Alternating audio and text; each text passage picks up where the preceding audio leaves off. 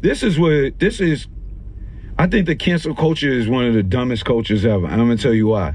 Because if you look at it, it's two cultures that just can't coincide: the mental health culture and the cancel culture. If you're gonna cancel somebody, like a lot of people who say, you know, people have mental health issues. Did you think about their mental health issues before you canceled them? Did you say this person might have went and did this particular act because they have some sort of, you know, temporary, permanent, spur of the moment, but some in their mind happen? And I think it's easier for people to just cancel people because they don't have the understanding of what compassion and empathy and non-judging really means. Like, you gotta sometimes look at your own life and your own wrongs before you kind of really judge anybody and just fall back and say, you know, it'll be what it is. It's great, like you say, I believe in asking questions, but without the judgment. Because if you're gonna cancel him, did you ask him why he did it?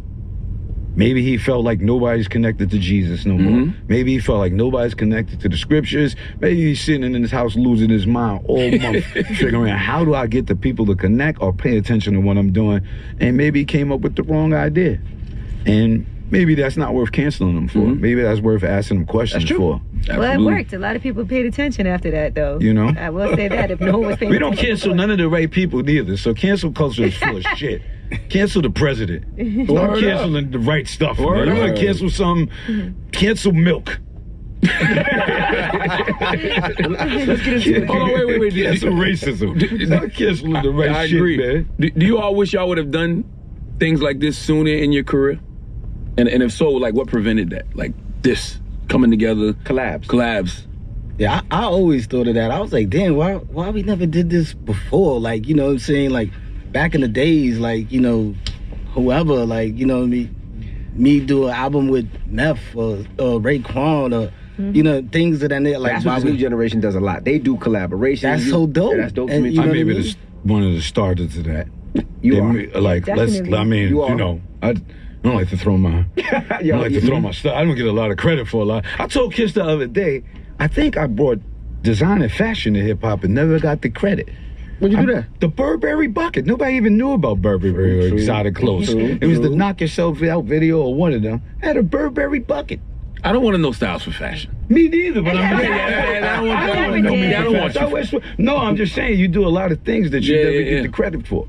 But it's probably easier to do these collabs now too. Just because of how you can even put music out. You should do the collabs. You should do the collabs because a lot of artists don't understand as a businessman, you're more than just an artist. You become a brand. Start thinking about marketing and promoting your brand in different ways and getting to other people's fan base that you might not be connecting with and doing dope things that's creative out there that highlights you not just as an artist, but as a businessman for other brands that look at how brands move. Because I think about a record like Last Day and I'm like, damn, what if, you know, Big and the Lox would have did more records with it. We were supposed to do the commission. What you mean? The commission would have been Big, us, Hove, and Charlie Baltimore, right? The commission would have been lit. Wow. And that, like, you know what I mean? I never did one record. Damn. Are you guys gonna go on tour or anything for this? BR, God bless Black Rob. Oh, Black Rob was in the commission too? Wow. Speaking of tour, we got a show in Florida in like 4 days. Yep. You know what I mean? Yep, yes, sir. What part of Florida? Fort Lauderdale. Fort Lauderdale. Yeah. Go book my flight as soon as I leave here, man. Being that you guys are veterans, are you still open to growing and learning more than just the art of hip hop? I think you have to do that as an MC, period, or you're not a veteran. I think I'm a craftsman, so I don't think anyone's in a craft where even when you master a craft, you try to master it more, learn more things. Life is about growing, so music exactly kind of ties in with what's going on with your life, so there's no way you could think you've learned enough to the day you quit. Like, you know what I mean? Even when I quit, I'm pretty sure I could have learned and been better or done something to make myself better, but you just get up every day and crack at it, do the best you can, and I think if you respect the craft, it respects you back, but I think a lot of people fall off of that if you want to really be really honest. Dudes start thinking they super dope, then they get lazy, don't do no work, and then there's another dude with fire that's hungry right there. Now you don't got more fire than him. Now you can't even get in your zone. Now you're not here no more. I've seen it happen to a lot. What about you, Hal? Me personally, I love what the young generation is doing now, and I'm always like, you know, just watching YouTube or watching interviews, to see how they do what they do.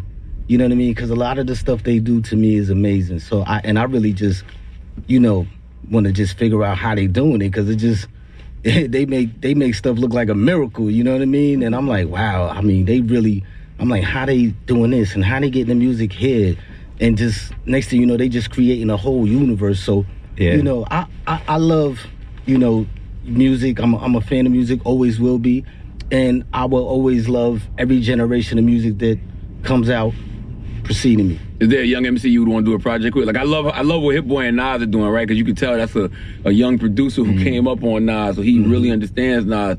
You as an OG, is there like a young dude you watching like, man, if I gave him this, it would be something special? It's really hard to say, but you know, I got a lot of young artists in mind, but you know, you'll probably see something, you know what I'm saying, come from those thoughts that's in my mind, for sure. Let's play something off the album. What y'all want to hear? Do Move How We Wanna. Yeah, move how we want to Yeah, move. move how we want to move. There we go. Well, Wreckage Man, we appreciate you for joining us. Havoc, Styles P. Thank No you. doubt. And it's the Thank Breakfast you. Club. Good morning.